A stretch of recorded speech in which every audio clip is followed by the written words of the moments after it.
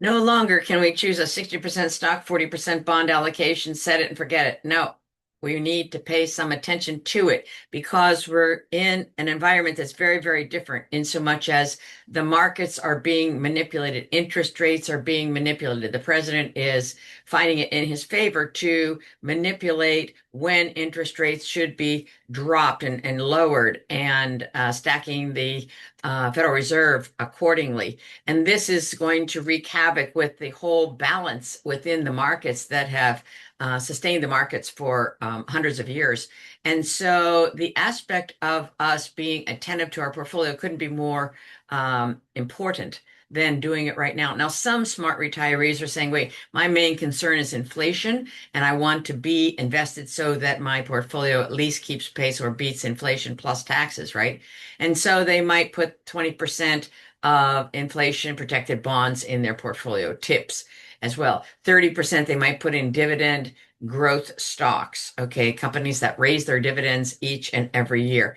20% maybe in real estate investment trust or rental income. 15% in commodities. This benefits gold and Bitcoin and so forth and so on, in so much as in inflationary times, things are very different. And so there's a correlation coefficient that really needs to be managed, if you will. And then maybe 15% in high yield cash, paying 4 to 5%. Remind yourself that if we have higher inflation and then we have uh, people looking to what shall I say, finance new deals, but they can't afford the interest, for example, they could go bankrupt. So the high yield cash and the high yield bonds are sometimes called junk bonds.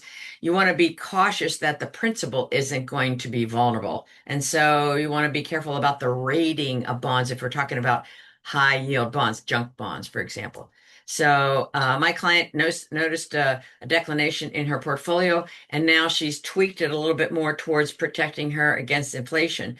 And yet, I think a distinction that it's important for us to understand is there are growth stocks and there are value stocks, and they're really different camps, right? Growth stocks, like it sounds, it's turning your dollar, your capital appreciation is your focus, not so much dividends, although there are growth stocks with dividends.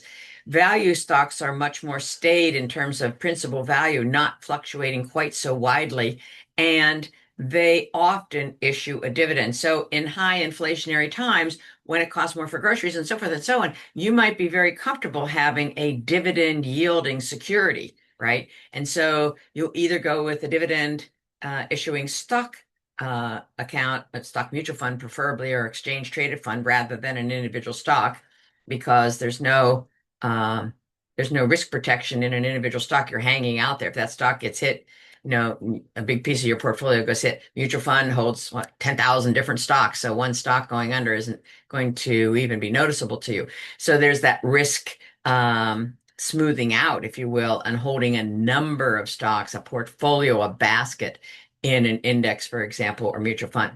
And so you do want assets that benefit or keep pace with inflation. And obviously, with the devaluation of the dollar. Right now, people are seeking gold as a refuge, and gold has a history of being very, very volatile in terms of price.